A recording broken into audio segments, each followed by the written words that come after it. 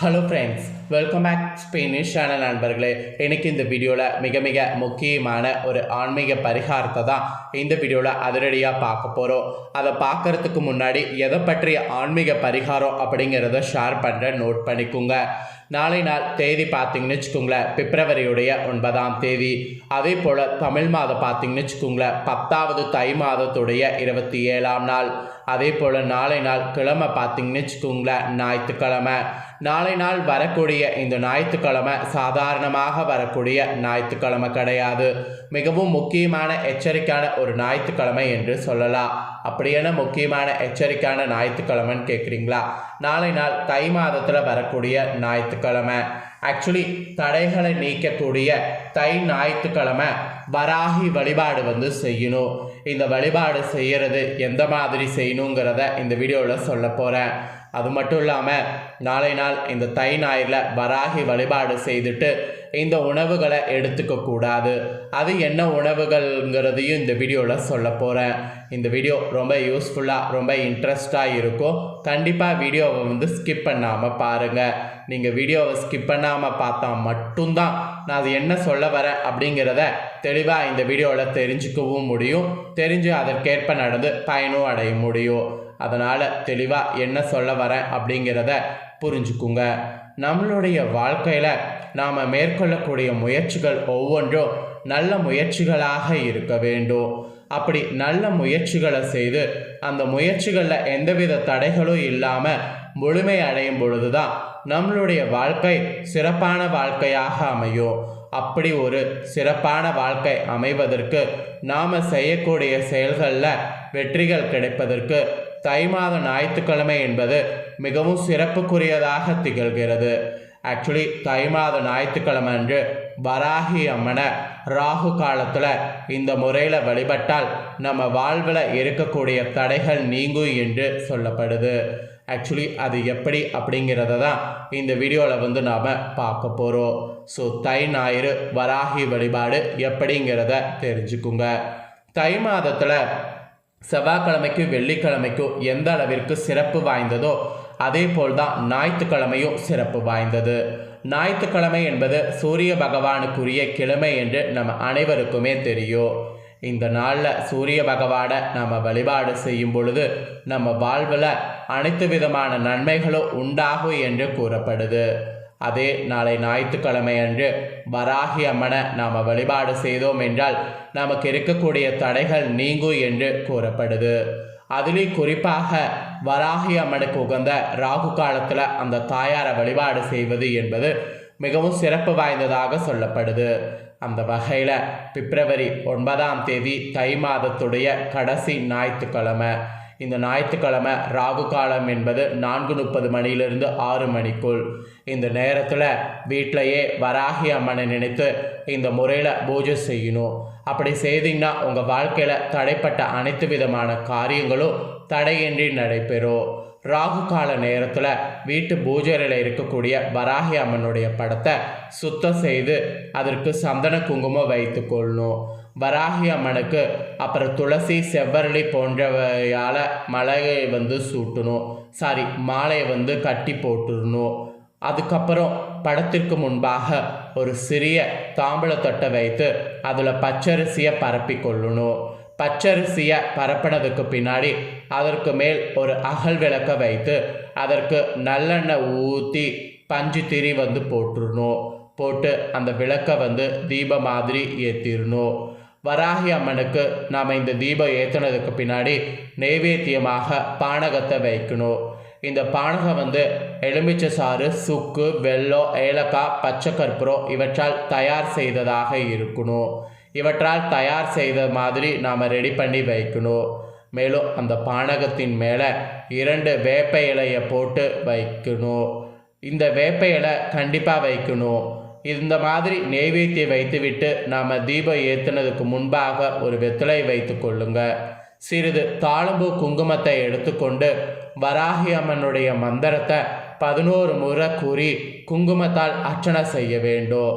குங்குமத்தால் இவ்வாறு அர்ச்சனை செய்து முடித்த பிறகு கற்பூர தீப தூப ஆராதனை காட்டி வழிபாட்டை நிறைவு செய்திடணும். அப்புறம் நைவேத்தியமாக வைத்த பானகத்தை வீட்டில் இருக்கக்கூடிய அனைவரும் பகிர்ந்து உண்ண வேண்டும். அந்த குங்குமத்தை நீங்கள் அதுக்கப்புறம் ஒரு இடத்துல சேவ் பண்ணி வச்சு தினமும் நெத்தியில் வைத்து கொள்ள வேண்டும். ஏதாவது முக்கியமான காரியத்திற்கு செல்கிற போது கண்டிப்பாக நீங்கள் இந்த குங்குமத்தை வைத்து கொண்டு செல்வதன் மூலம் அந்த காரியங்கள் இருக்கக்கூடிய தடைகள் நீங்கி போகக்கூடிய காரியங்கள் வெற்றி உண்டாகும். அதனால் கண்டிப்பாக குங்குமம் சேவ் பண்ணி வச்சு யூஸ் பண்ணுங்கள். மந்திரம் என்ன சொல்லுங்கிறத சொல்கிறேன், நோட் பண்ணிக்கோங்க. அப்போ தான் அந்த குங்குமத்துக்கு சக்தி கிடைக்கும். மந்திரம் இதுதான். மந்திரம் நோட் பண்ணிக்கோங்க. ஓம் கச்சபேசாய வித்மஹே மகாபாலாய தீமஹே தன்னோ கூர்ம பிரசோதயா. இதுதான் மந்திரம். இந்த மந்திரம் வராகி அம்மனுடைய சிறப்பு மந்திரம். இந்த மந்திரத்தை வராகி அம்மனை நினைத்து முழு மனதோடு நீங்கள் தை மாத ஞாயிற்றுக்கிழமை நாளை ராகு காலத்தில் வழிபாடு செய்யணும். இதை மட்டும் நீங்கள் செய்தீங்கன்னா உங்கள் வாழ்க்கையில் வெற்றிக்கு மேல் வெற்றி கிடைக்கும். அந்த ஒரு விஷயம் கண்டிப்பாக உங்களுக்கு சாத்தியமாகும். அதாவது வெற்றி மேல் வெற்றி கிடைக்கக்கூடிய விஷயம் உங்களுக்கு சாத்தியமாகும். இப்பேற்பட்ட நாளைய இந்த தை ஞாயிறு வராகி வழிபாடு செய்யக்கூடிய நாளன்னைக்கு சில உணவுகளில் சாப்பிடக்கூடாது என்று சொல்லப்பட்டிருக்கு. அது என்னென்ன உணவுகள், ஏன் சாப்பிடக்கூடாது அப்படிங்கிறத உங்களுக்கு ஷேர் பண்ணுறேன். அதையே தெரிஞ்சுக்குங்க. ஃபஸ்ட்டு நாளை நாள் தண்டு கீரையை பற்றி சொல்லப்பட்டிருக்கு. ஆக்சுவலி ஞாயிற்றுக்கிழமை நாளை நாள் கீரையை சமைத்து சாப்பிடுவது ஒரு கெட்ட விஷயம் என்று சொல்லப்படுது. கீரை சாப்பிட்றதுக்கு திங்கள், செவ்வாய், புதன், வியாழன் இந்த மாதிரியான நாட்கள் உகந்த நாட்கள். வெள்ளி, ஞாயிறு இதெல்லாம் உகந்த நாட்கள் கிடையாது. அதுவும் ஞாயிற்றுக்கிழமை கண்டிப்பாக கீரையை சமைத்து சாப்பிடுவது கெட்ட சகுனமாக கருதப்படுது. அதுலேயும் பர்டிகுலராக தண்டு கீரையை சமைக்கக்கூடாது என்று சொல்லப்பட்டிருக்கு. அப்புறம் நாளை நாள் மெயினாக அசைவ உணவு சாப்பிடக்கூடாது. ஆக்சுவலி நாளை நாள் நாம் வராகி வழிபாடு செய்கிறதுனால அசைவ உணவு வீட்டில் சமைக்கவும் கூடாது, சாப்பிடக்கூடாது. நாளை நாள் கோழி, ஆடு, மீன் இந்த மாதிரி எந்த ஒரு இதையுமே நாளை நாள் சமைத்து சாப்பிடக்கூடாது. ஏனெனில் இது நான்வெஜ் மட்டும் இல்லாமல் இது நாளை நாள் சாப்பிட்றது நல்லது இல்லை. அதனால் நாளை நாள் இந்த பூஜை செய்கிறதுனால இந்த நான்வெஜ்ஜை அவாய்ட் பண்ணிக்கிறது நல்லது.